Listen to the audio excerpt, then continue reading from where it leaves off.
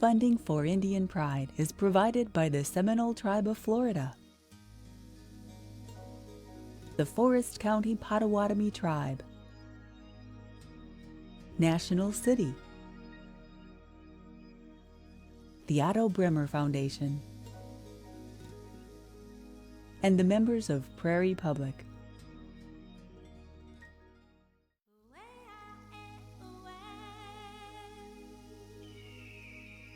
On this episode of Indian Pride, we will discuss and learn about tribal government structure, define the significance of 4 special colors from Mud people, and then share in the honor and beauty of the sacred chicken dance of the Blackfeet Nation.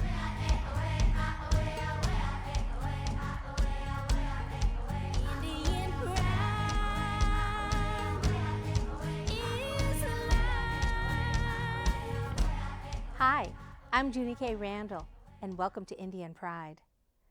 Tribal government structure varies from tribe to tribe. Each federally recognized tribe is sovereign and has constitutions. Some tribal leaders are appointed, while others are elected. Leaders can be called governors, presidents, chairman, or chairwoman. Indian Pride will share some tribal government structures that are in place around Indian country.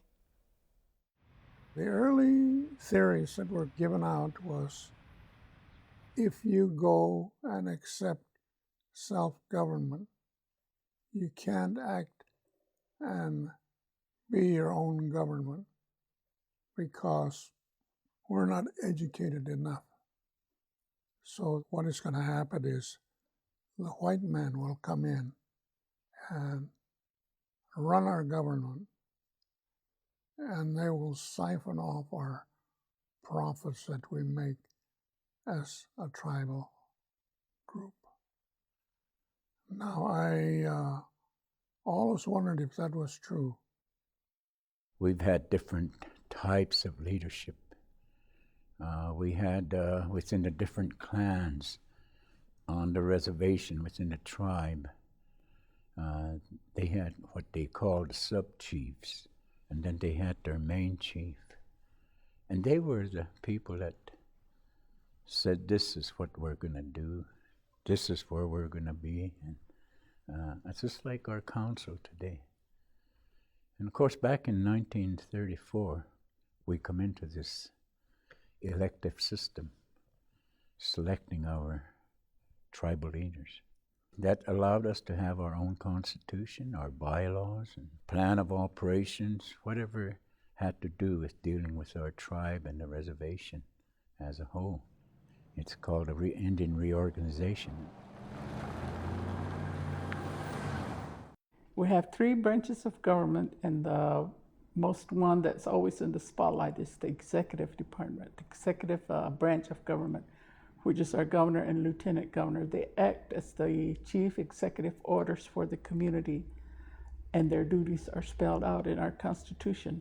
And most of it falls within the governor's realm, and if he so chooses, he can delegate, and usually it'll go to the lieutenant governor in his absence. Then we have a chief judge, and the chief judge oversees the court process, and they see almost 7,000 cases a year. And then the legislative are the 17 council members, and under them are 6 committees, and I believe they created the 7th. They deal with cultural issues, economic development, education, and they deal with natural resources and health and public safety. So we have our own police department, fire department under them. Our tribal elections, we have them every 3 years, and everybody sits in office for 3 years. And then once that's off, we open it up on the floor to have elections again at the 3rd year, and everybody nominates right from the floor, and then everybody gets to vote with a secret ballot who they want to be in office. Here at Acoma, we have maintained a traditional form of tribal government whereby the hierarchy of our clan system, which is the Antelope clan, have the inherent responsibility to appoint men from the community to serve in tribal government capacities. With the European contact and the introduction of Catholicism at the Pueblos, that caused the introduction of a new form of government and the introduction of a governor and lieutenant governors and fiscales and a tribal council. So we actually operate two different forms of government simultaneously. Every year, the Antelope Clan convenes during the winter months to select new tribal government representatives, including 3 war chiefs, 2 lieutenant governors, and a tribal secretary and tribal interpreter. Most of those responsibilities are centered around our own indigenous religion. Most American Indian tribal governments are patterned after federal and state governing bodies. Indian nations are sovereign and each have the right to govern their own governments. Today, we'll explore tribal governmental structure, their similarities and differences. Joining us today is a proven leader from Indian country who knows what it's like to work within the boundaries of tribal government. It is my great pleasure and honor to welcome Chairman Harold Gus Frank from Forest County, Potawatomi, Wisconsin. Welcome to the show, Chairman Frank. Thank you for having me today, Junie K. Well, first of all, I want to ask you, I know that a lot of people call you Gus, so would you prefer that I say Chairman Frank or Gus?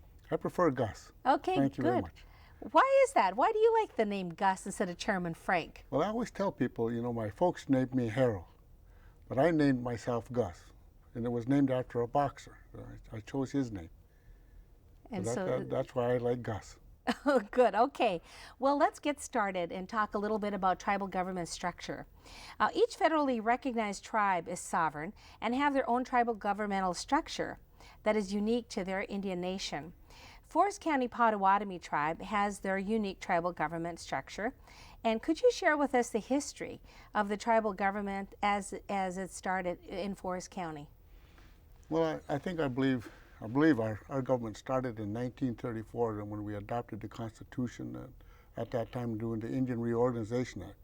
Prior to that, I have little knowledge of a Constitution that was adopted for the tribe. But in the adoption of that Constitution, there was a structure that was laid out for us. And this is the one that we chose, the structure where we would have an executive council that would operate the day-to-day operation for the tribe. And we would have a general council, which would meet quarterly or at a given notice to a special general council to deal with issues that the executive council or tribal members needed to bring to the attention of the general council. So that makes us unique in that sense. And this is truly a democratic form of government where all of the people that are eligible, all of the eligible voters, have a say in what goes on in their tribe. So when you're talking about tribal government in Indian country, tribal elections vary from nation to nation, and they help establish the tribal government and actually run the government per the Constitution. Explain to us the election process as it is held at Forest County, Potawatomi. Well, ours is an alternating type of election, meaning that the chairman and 2 council people will be elected on 1 year, and our terms are up this year, so we'll be running for election. The following year will be the treasurer, the secretary, and the vice chair. So we have a continuity of people sitting in the offices at any given time. So not everybody gets out in one fell swoop, I guess I want to say. What do you have to do to be qualified to run for office? The Constitution says you have to be 35 years or 25 years of age, and that's a tribal member, and that's it. Does your tribal government have 3 branches of government, executive, legislative, and judicial? The executive branch would be the executive council. The legislative branch will be the general council. And yes, we do have a tribal court, but unfortunately our Constitution doesn't really allow for a true separation of powers. And I think that's sad for us not to have a true separation for the judicial branch. Are your tribal judges elected as well? Are they appointed? They're elected. And they're elected for a 6-year term. And do they have to have special qualifications at all? You know, and it's funny that you would ask that, because we had this question posed to the judge on the general council for is what his qualifications were. Well, our tribal judge said, all I have to be is 25 years of age and a tribal member, the same as what it would take to run for the executive council. So there's no qualifications, no special law training, but fortunately, I think our judge had some foresight to see that, you know, he needs some training, and his associate judge needed to get some training, so they are being trained to be judges. Along with the tribal governmental structure, how is your tribe aligned with federal agencies like the BIA? Can you give us a little synopsis, Gus, of what part does the BIA play in the tribal government for your tribe? Well, right at the present time, the Bureau of Indian Affairs, they pretty much lets our tribal government, you know, operate themselves. They have very little oversight as to what we do. And as a matter of fact, I think they see that tribal governments are becoming more responsible for the actions of the tribe. They even took out a section out of their policy where they had to approve attorney contracts. Well, unfortunately, in our Constitution, it calls for the approval of the Bureau of Indian Affairs to approve those. So there was kind of a quandary that they put us into there when they did that to us. So, but no, we don't have that much contact with the Bureau of Indian Affairs. Indian Health, thanks to a chairman out in California by the name of Ron Allen, who was always talking about self-governance, and when I had a chance to talk to him about that, what is this thing called self-governance? So he explained to me in a nutshell of what, you know, the benefits of self-governance. So the tribe immediately, you know, we looked into it, and fortunately we said, you know what, we think we could live without IHS in some of the policies that they have. So we're self-governance in the Indian Health now. But the housing, we still do, you know, we still do have a HUD office, and back in the 80s and the 70s, and this was the only means that we could get affordable housing, that, you know, quality to live in. So we did allow for the HUD to come out to the resident. That's kind of one of my craws, I guess, that's on the birds under my saddle. You know, I always think that, you know, the HUD in some of its policies, it's not good for Indian country. You know, I'll give you an example. If a family is living in a HUD house, when the sun goes down, only that family is supposed to be in it, the mother, the father, and the children. The grandfather and the grandmothers, they have to leave because they're not the family. And it really broke up family, the family unit. It's not as close because grandma and grandpa should be part of the family all the time. And that was their criteria? That's the criteria. What is the criteria and policy for becoming an enrolled member of Forest County Potawatomi? The blood quantum, 1/4. Or if you could show a descendant to the 1934 census roll, which we believe to be our base roll. And personally, I believe that when the Potawatomi and my great-grandfathers on my mother and my dad's side, when they took the time to purchase the land that we now reside on and we call ourselves the Forest County Potawatomi, I don't believe that they would have allowed for a blood quantum to be used to see who the descendants should be on this land. And I think I say that because it's in our Constitution to maintain our culture and our tradition. And if we're to maintain our culture and our tradition, and we're a patriarchal society, the Potawatomi, then we should follow our father's bloodlines. And if my father was a full blood, that makes his descendants full blood. So my sisters and myself would be full blood. Now, if my sister marries outside of the tribe, then her children would have to go with that man she married, or that man that she had those children from. They would have to go over there. But because we're a patriarchal society, my children would be still full bloods. They would carry that descendant. But now the Bureau said, we're going to have a blood quantum. You're going to have a blood quantum. And this is what somebody told us was good for the tribe, a quarter. So that's becoming an issue today. Does your tribe have a development corporation?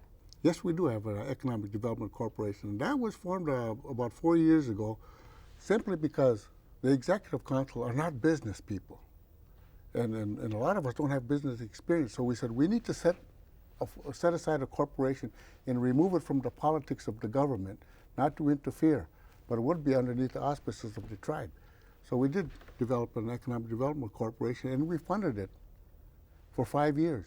After 5 years, it's on its own. So, but it is to diversify our economy, so we're not solely gaming. So how many entities are in this tribal development corporation? Geez, I would say about 8, 9. Well, you know what? We are running out of time.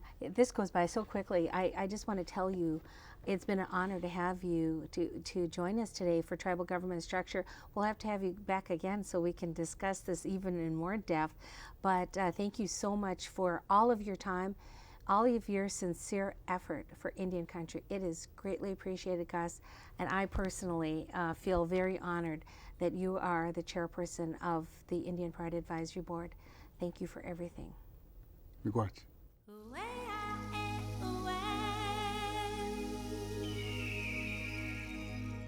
We always think of the Bun, coyote, because he's like a trickster in our culture. He's also a very wise person, individual. We call him persons because we're taught that years ago, a time ago, when there was no human beings, and there was 4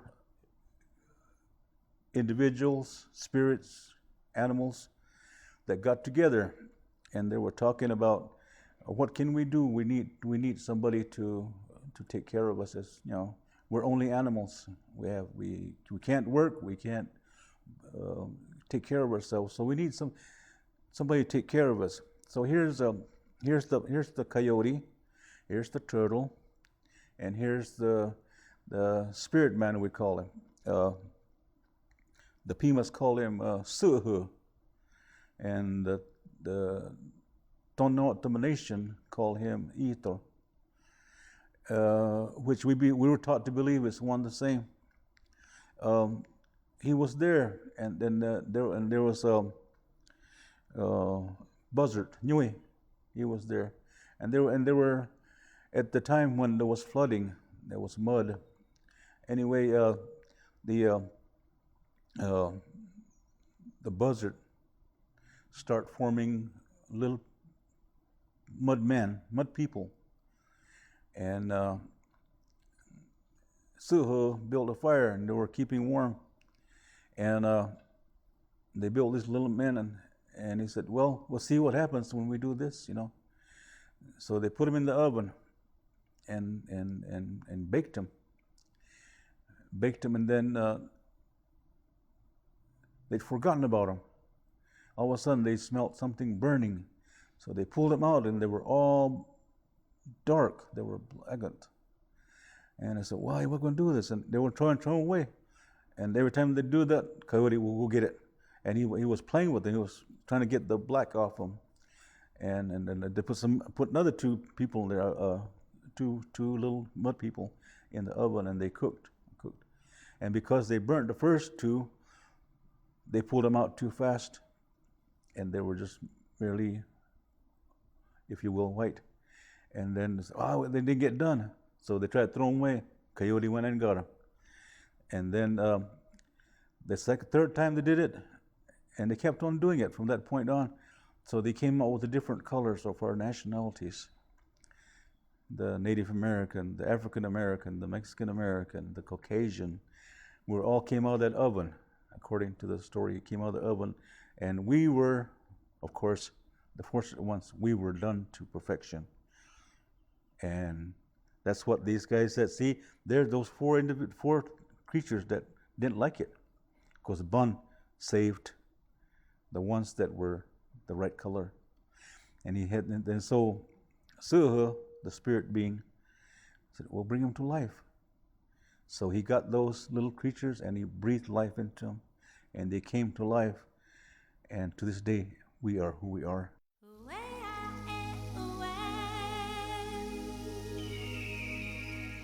Around Indian country, you may find that some traditional and contemporary music share the same name, but are performed entirely different.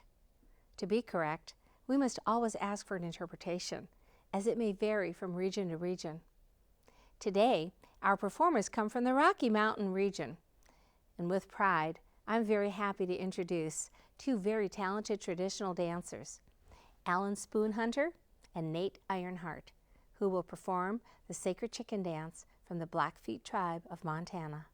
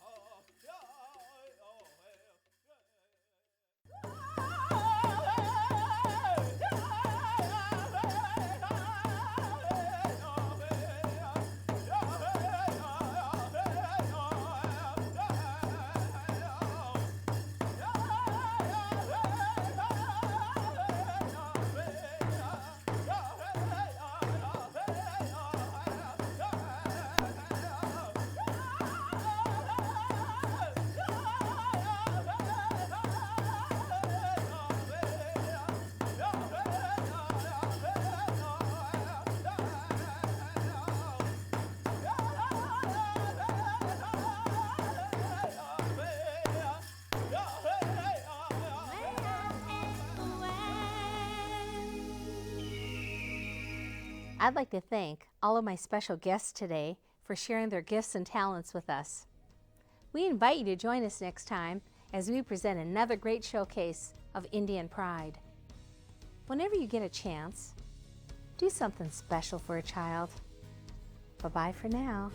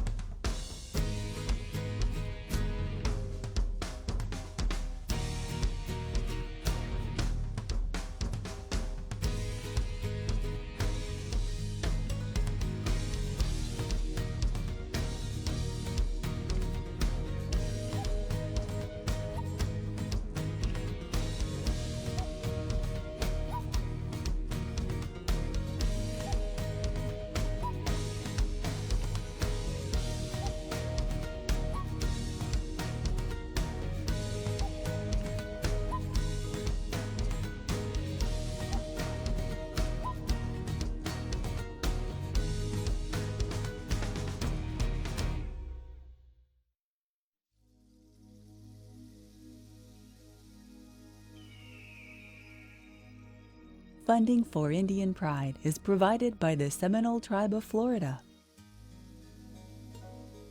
the Forest County Potawatomi Tribe, National City, the Otto Bremer Foundation, and the members of Prairie Public.